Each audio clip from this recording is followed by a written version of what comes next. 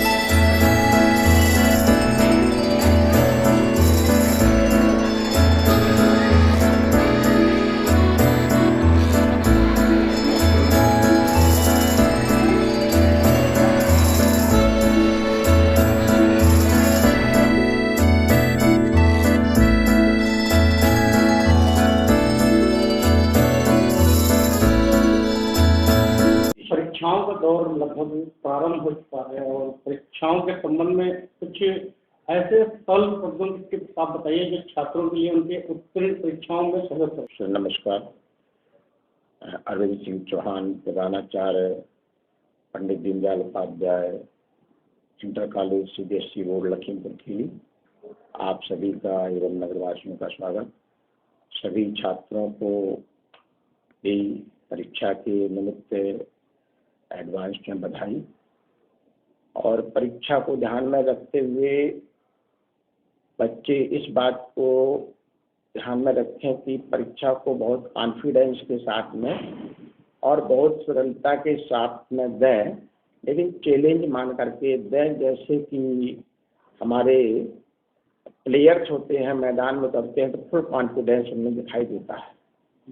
और वो कॉन्फिडेंस क्या होता है कि वो प्रत्येक एंगल पर अपनी तैयारी करते हैं, किस एंगल पे बॉल आनी है, किस एंगल पे हमारा हिट करना है। इस तरह बच्चे भी अपने स्तर से जो टीचर ने पढ़ाया है, जो विद्यालय में पढ़ा है, उसको ध्यान में रखते हुए अपने स्तर से सेल्फ असेसमेंट करें कि हमारी तैयारी कितनी है और उस तैयारी का प्रैक्टिस में वो कन्वर्ट करें।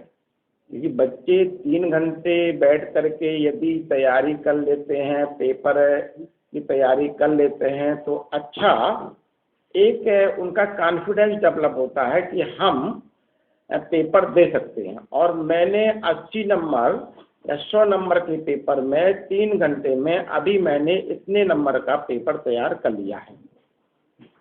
लेकिन कभी क्या होता है, बच्चे तैयारी करते हैं लेकिन प्रैक्टिस नहीं करते हैं, जबकि स्पष्ट कल्पना है कि practice make a man perfect. तो प्रत्येक बच्चे को एक तो नॉलेज गेन करना है। हम बिल्कुल नहीं कहते हैं कि वो नंबरों के लिए तैयारी करें, वो नॉलेज गेन करें, अपने विषय का विशेषज्ञ बने। उसका फिजिक्स है, केमिस्ट्री है, मैथ है, बायो है, अकाउंट है, बिजनेस है, बीएसटी है और हिंदी है और इंग्लिश है। इन लैंग्वेजों को स्टडी करके बच्चे उन बिंदुओं को तैयार कर लें जो सेल्फ वो आसानी से कर सकते हैं, फिर उस सरलता से कठिनता की ओर बढ़ें।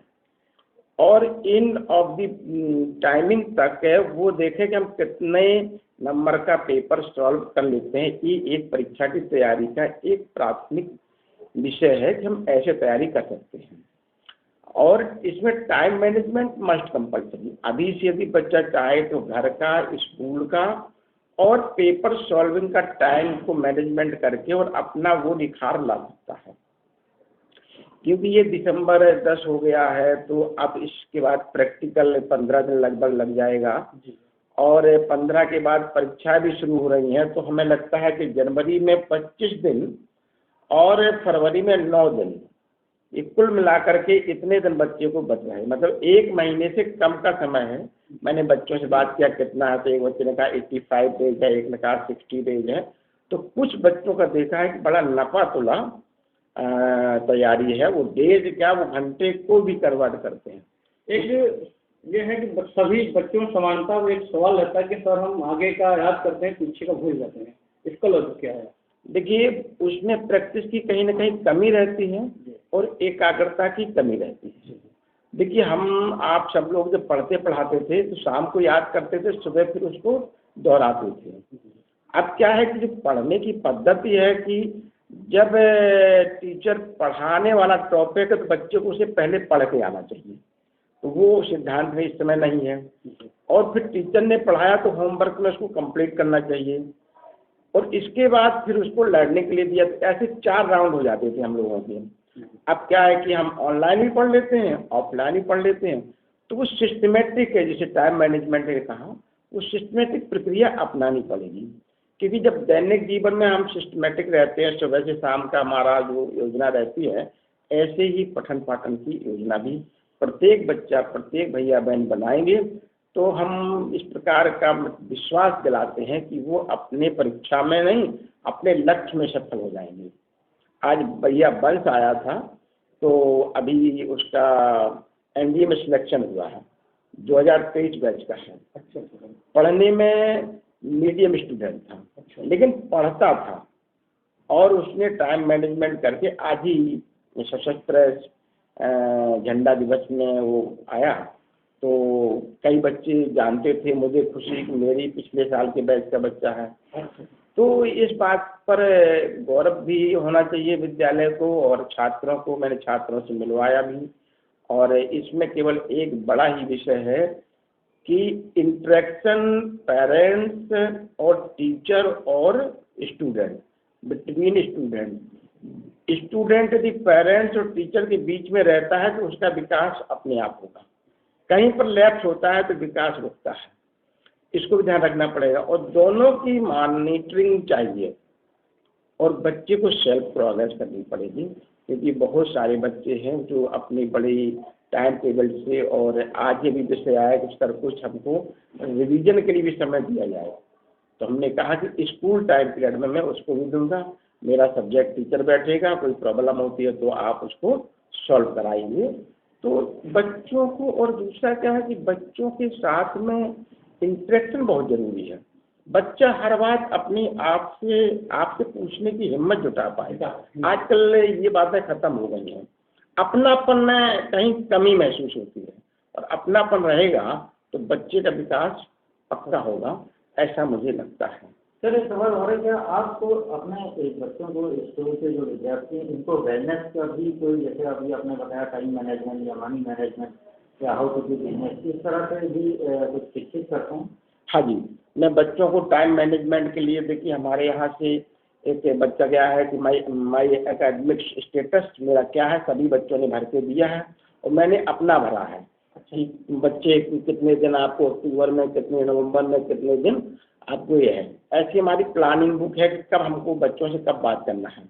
जैसे अभी आफ्टर प्री बोर्ड एग्जाम के 3 ऐसे मैंने लोगों को बुलाया है कि बच्चों को मोटिवेट करें। जनवरी के महीने में 3 प्रोग्राम रखे हैं। अभी मैंने बच्चों के बीच में बैठ करके उनसे पूछा था कि आपकी तैयारी कितनी हुई है और नहीं हुई है तो उसके कारण क्या है। हम हैं, टीचर हैं, या आप हैं, या पेरेंट्स हैं। तो बच्चों को मोटिवेट भी करते हैं। और बच्चों को मैंने ये भी एक फ्लो चार्ट बना के दिया है कि आफ्टर 12th आप क्या करेंगे। सभी वो रेंजेज उनको बना के दिए हैं जिस रेंज में वो जा सकते हैं। जैसे माननीय प्रधानमंत्री ने कहा कि देखिए बच्चे को जो बनना है उसे बनने दीजिए, ना टीचर कुछ बनाए ना पेरेंट्स कुछ बनाए। और वास्तविकता है कि बच्चे का रुझान जिस क्षेत्र में है तो पानी उधर ही तेज बहेगा।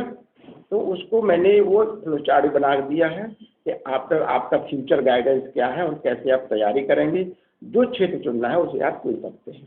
क्या जो सब्जेक्ट आपके स्कूल में है साइंस का, और अगर इंग्लिश मीडियम भी आपका ये है तो और क्या क्या इसके अलावा सब्जेक्ट हैं, क्या खेल की गतिविधियाँ होगी? देखिए खेल की गतिविधियों में हमारे यहाँ लगभग इंडोर आउटडोर सभी खेल हैं और हमारे बच्चे अखिलवाड़सी स्तर तक जाते हैं। अभी बच्चा टीटी में SDFI गया था, वहाँ से वो खेल करके आया है। स्थान पाना ना पाना एक अलग विषय है, लेकिन उसने लास्ट मोमेंट तक अपने को बरकरार रखा, ये बड़ी बात है उसके लिए। और कई बच्चे SDFI में सिलेक्ट होके आते हैं। अभी हमारा मध्य प्रदेश में गया था, वो हैंडबॉल का गया था। तो इस तरह खेल की गतिविधियाँ बहुत ही रोचक हैं, जिसमें बच्चों का जो विकास होता है। और अभी तक अपने यहाँ साइंस स्ट्रीम है और कॉमर्स स्ट्रीम है जिसमें बच्चे सहभागिता करते हैं। लेकिन इन फ्यूचर में NEP 2020 के अकॉर्डिंग बच्चों के हिसाब से सब्जेक्ट सिलेक्शन का चॉइस NEP ने दे रखा है, तो उसकी भी हमको व्यवस्था करनी पड़ी है और उसके लिए भी हम लगे हुए हैं और कोशिश करते हैं कि मैं एक अच्छा इंस्टीट्यूट मिला है उसमें अच्छे बच्चों को निकाल सकें और अच्छा बच्चा कर सके, इसके लिए पूरा विद्यालय परिवार लगा रहता है।